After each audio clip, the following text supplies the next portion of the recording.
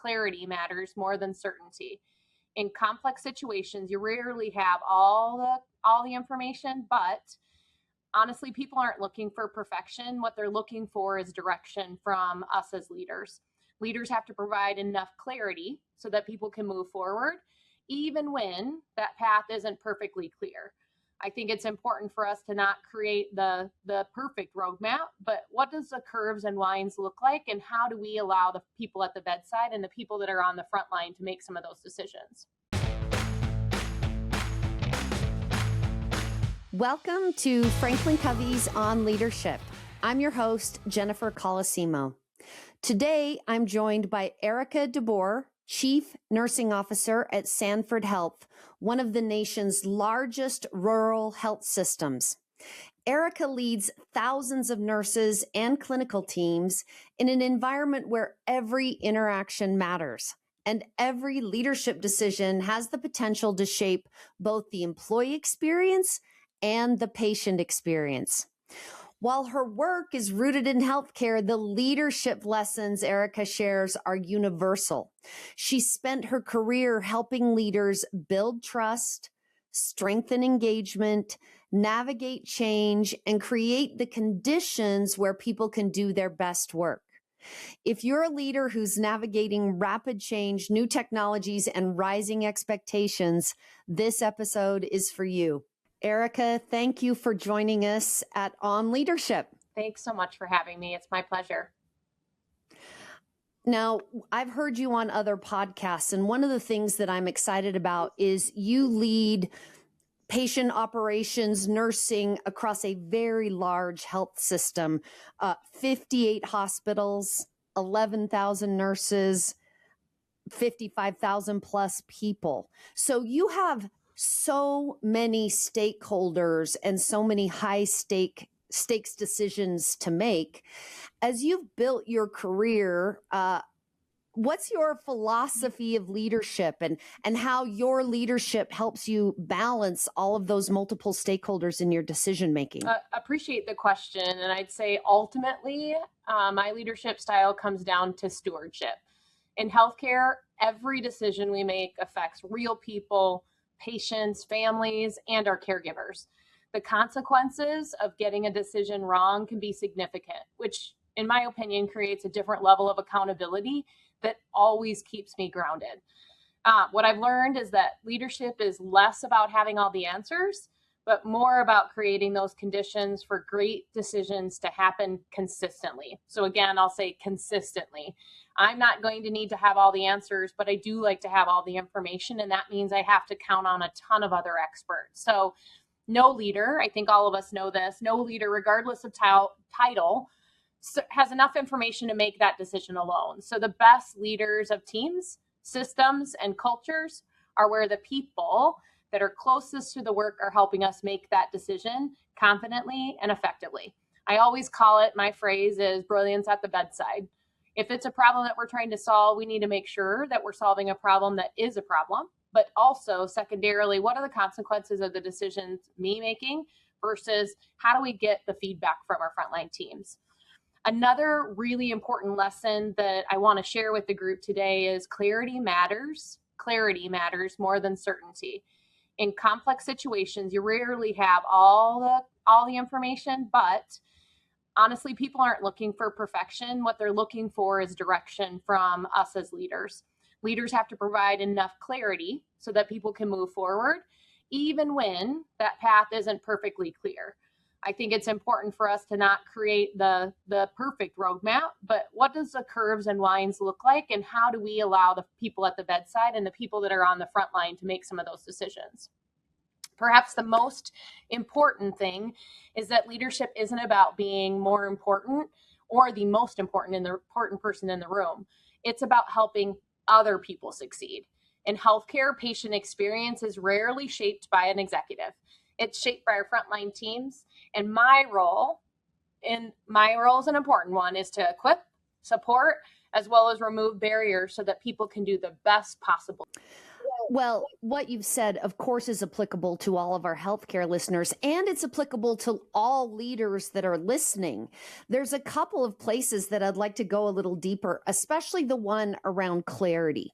I mean, we're hearing a lot that people don't have clarity on their role. Of course, you know what you're supposed to do and what you were hired for. But what I really love about what you said is that it's not necessarily that it's completely all nailed down, but that we can see the wines coming. Do you communicate more often?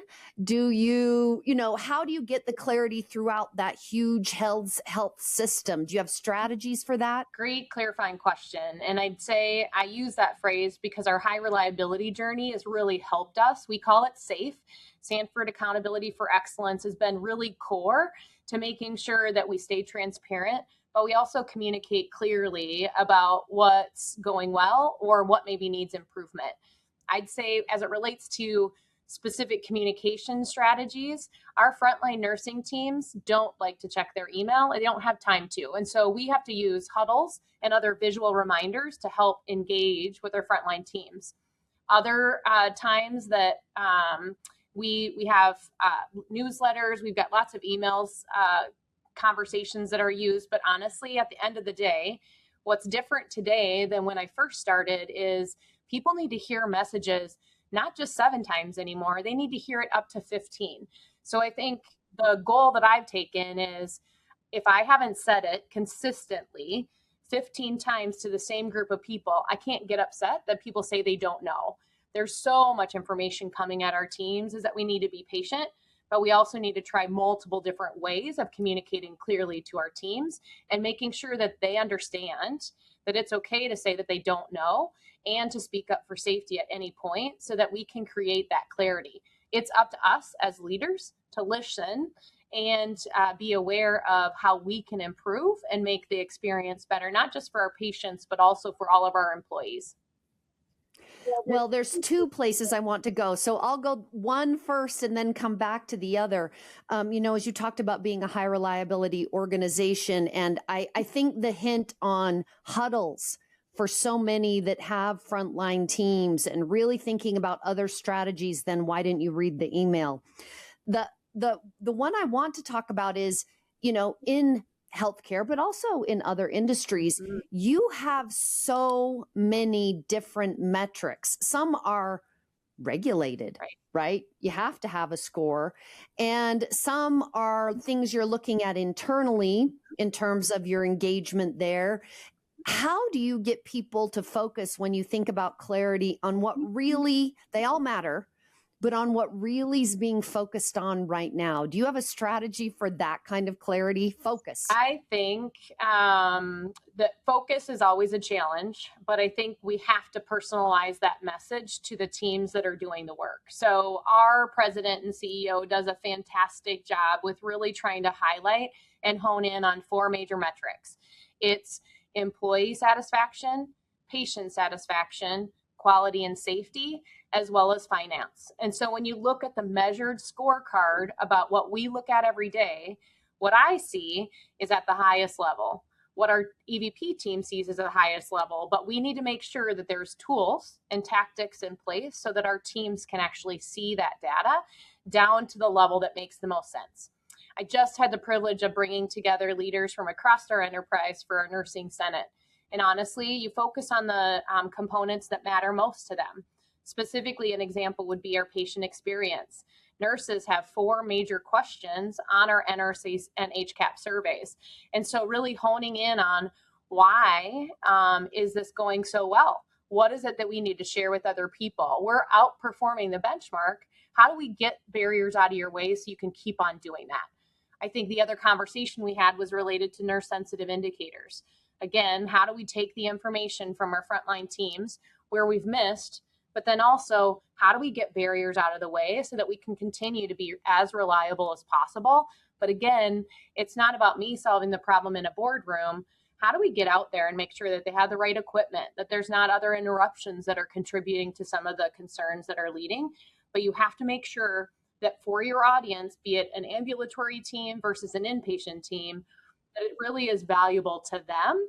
And it's something that they can continue to be the CEO of their day.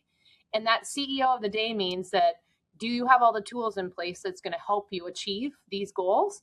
And if you don't have them, and if there's barriers in their way, how do we as leaders figure out ways to remove those barriers and make it easier for people to do the right thing?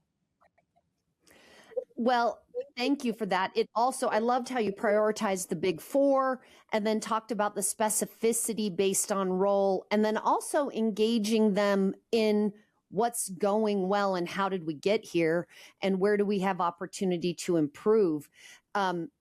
I think of, we say it at Franklin Covey, but I love this statement: you're a caregiver behind the caregivers. Yes. And I also heard you on a podcast talk about choosing joy. Yeah. So one of the things that I love about the focus on the experience of your employees is you're really talking about bringing them into decision making, which does require them to feel safe. That is a safe thing to do, to debate, and there will be no repercussions if I have an opinion. That, how do you create that culture of speaking up at one level, but at another level, actually making this joyful as we work to the great things we do for patients? I'd say that it starts with the relationships. What's really important to me is that, and I've had several people have said this over the years, is that it doesn't matter if I'm talking to another executive or I'm talking to a frontline team or patient.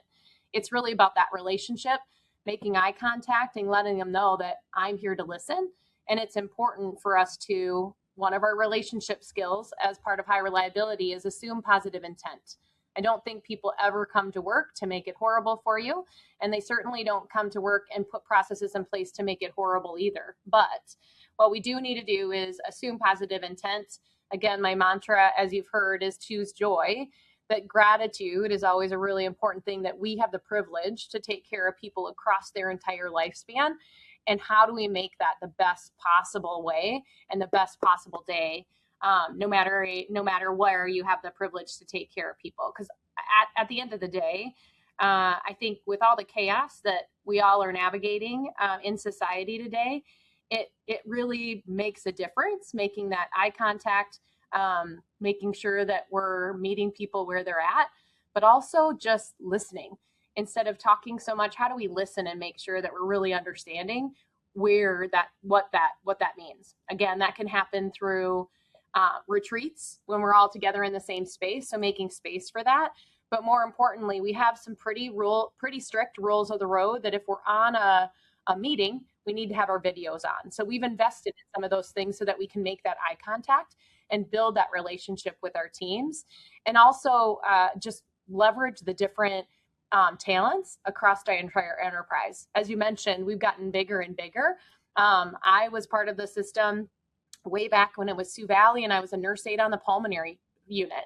So guess what? Those are the things that I reckon back to is I want people to love the profession of nursing, love healthcare as much as I do, and grow up in it and be able to make positive change no matter what their pathway ends up being. Nurse leaders know the rewards of their profession, and they know the challenges. Burnout, short staffing, and constant uncertainty impacting the retention of their best caregivers. Franklin Covey put together a guide called Rethinking the High Turnover Hospital.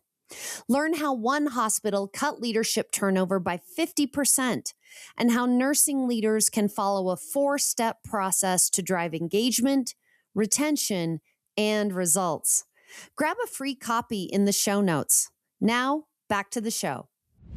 There's some wonderful things you said about it being in relationship and a lot of trust building behaviors. How do you make eye contact, assume positive intent, the nonverbals component with the cameras on, listening, looking at other people's talents.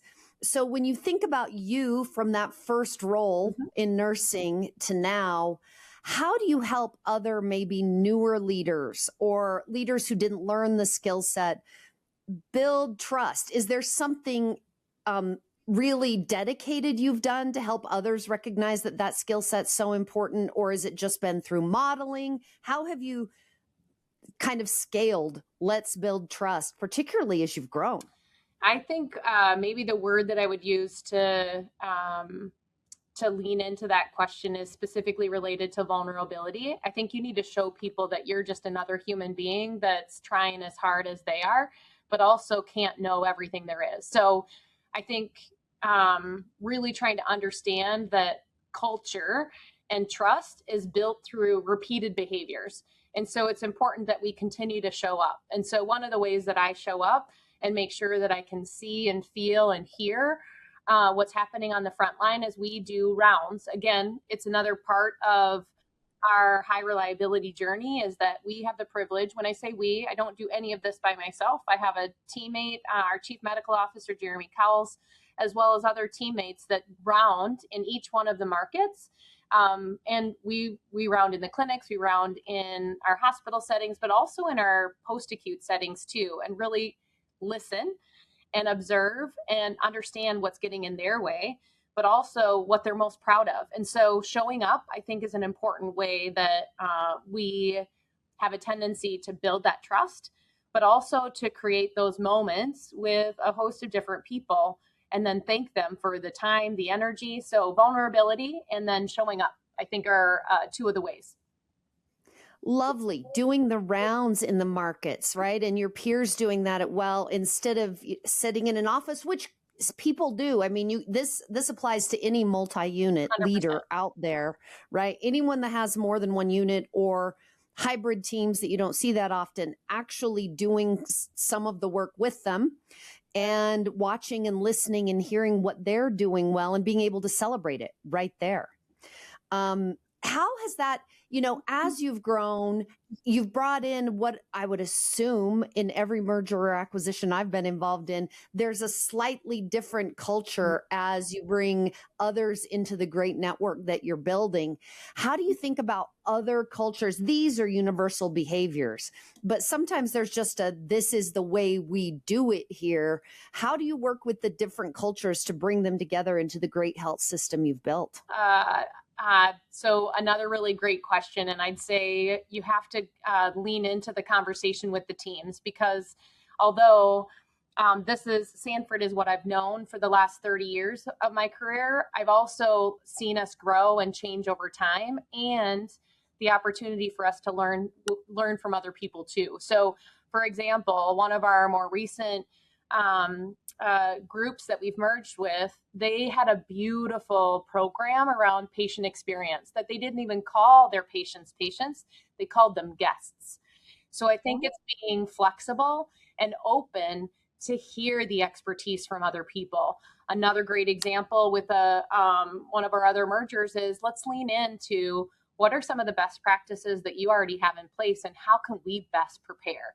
Again, how are we building both policy, but also procedure based on the best possible evidence? So, which might mean we've got some old practices in place. How do we take the good of both and make it best? So I think it's really allowing our teams to be at the table, listening with the intent to understand, but also more importantly, we don't have everything figured out. And so how do we make sure that we're learning from some of those best practices?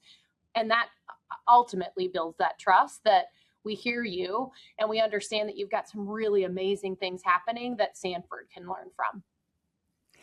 And I think that's a lesson learned for all of us going through, whether, mergers or acquisitions, that there's one thing that's the financial transaction, and there's the other thing about how we make this work by looking at what is happening and other best practices, because we're all under disruption and evolution. So you listening versus, well, this is how it works here, so now you're here, is such a difference in building trust.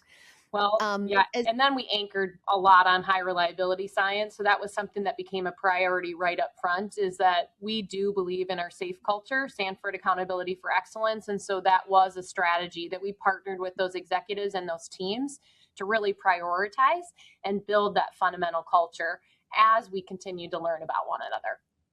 So there's a nice foundation to bring us together through that high reliability.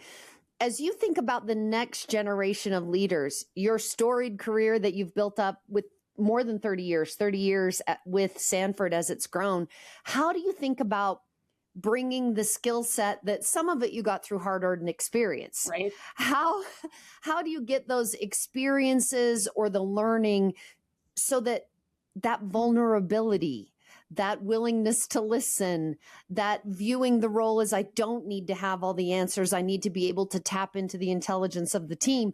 How do you build that within your next generation at Sanford? I think consistency. I know I mentioned it already, but showing up and being consistent with that message. That's part of the opportunity that I have at the tables that I sit is, have we asked the people that are doing the work? Have we considered this? I'd say the other way that I do that is I actually mentor and build a lot of relationships, not only with our students that are finishing up nursing school, but also with our teams. Anybody who asks and wants to spend the day with me or even do a clinical rotation with me, leaning into those experiences so that they understand the complexity, not only of an enterprise role, but really the capabilities that they can grow towards as it relates to leaders. I think the other advantage and the other thing I've been spending a lot of time on recently is really the opportunity that we have in our different generations. Really, that's what it comes down to is some generational differences in how we communicate and how we engage. I'd say it's not as much about putting people in a bucket of a generation, but how do we begin to understand and get to know those individuals and understand how they like to be communicated to, how they like to be recognized. What we're realizing is that there are some differences in those generations, but the strengths are so great that we have to lean into their amazing tech savviness because that's all they've ever known. But on the same token, then how do you pair up your mentors and mentees with individuals that have unique strengths, but also then together imagine just the power that comes from people learning from one another and creating that mentorship moment.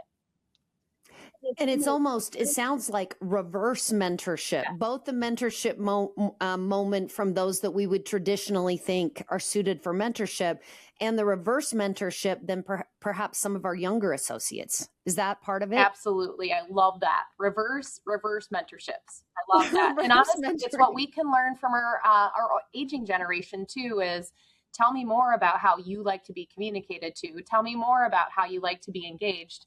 And how do we create this experience for you that is seamless and exactly what you want it to be? It's that personalization that I think makes the biggest difference. And what I love about it is there is some vulnerability. I mean, if you think of traditional leaders, perhaps that we've had experience with, it's been, I know, therefore you learn, or you adapt in a different way. And this vulnerability, this interest in listening and learning from all generations, I'm sure makes a difference for bringing your new leaders up. Absolutely. You know, before we close, you are deep in your industry, and yet you've shared so many leadership lessons that cross industries. Is there anything out of your leadership that you think, I really do want to leave your listeners with this, and she didn't ask me about it? Oh, good question. I think